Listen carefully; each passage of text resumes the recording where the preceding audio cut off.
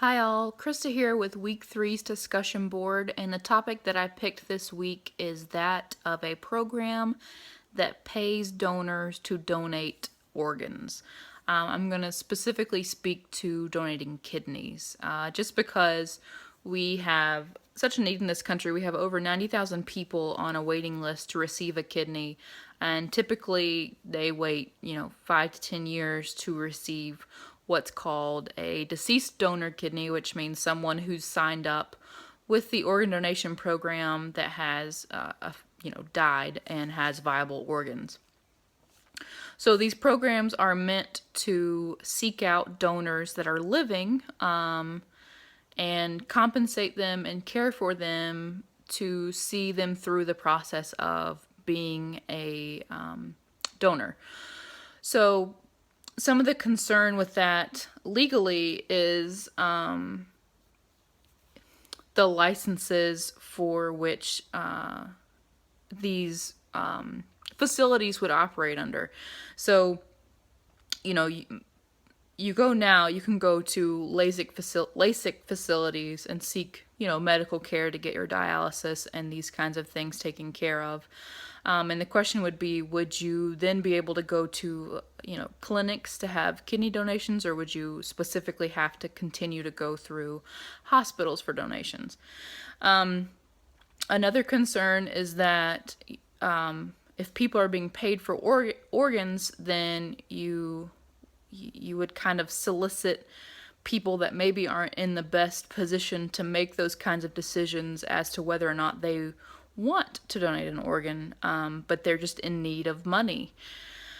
And the argument to that is that Iran actually has a system currently in place that covers a donor's cost of time, of medical care, and then of post-op, care and time to rehabilitate from, losing an organ.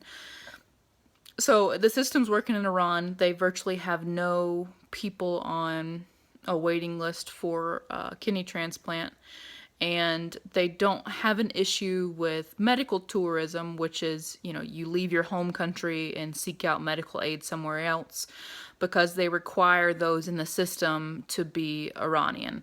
So, we couldn't go from Jefferson City to Iran to get kidney donation because we are not Iranian.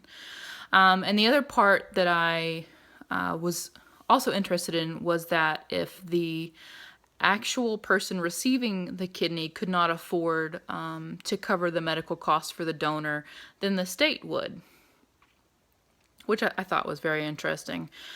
Some of the ethical concern is that people seem to think paying others to donate organs or, whatever is just absurd. But they don't think, being in the military or being a police officer and risking your life and these kinds of things is weird. And kidney donation is much less risky than either of those professions. So I think this is a topic that would be a lot of fun to discuss. It's a relevant topic. We clearly are in need of kidneys.